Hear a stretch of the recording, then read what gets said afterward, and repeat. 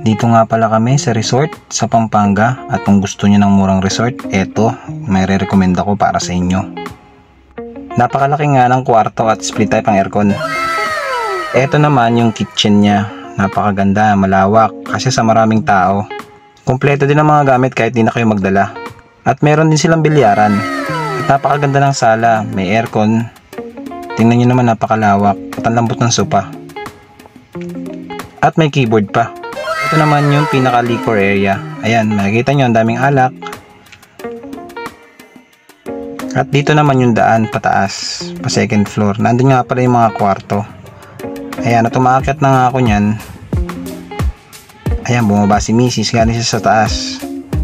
Dito sa taas, makikita nyo, may mga konting view din.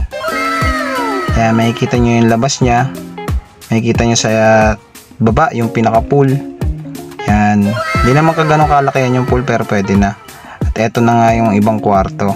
Yan, napakalaki nga rin ng CR. Ayan, makikita nyo, kompleto lahat, may enclosure pa siya. Ayan, meron ding shower set, tapos may heater. Balik tayo ulit sa sala, napakalaki talaga ng sala.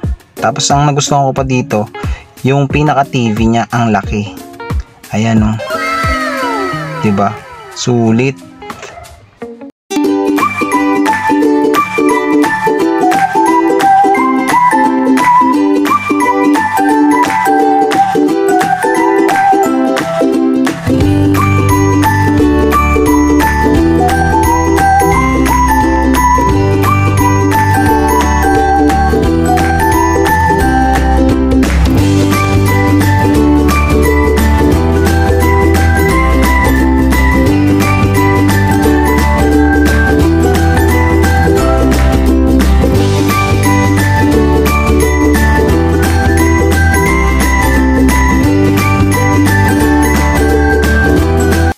At balik na uli ako sa kwarto.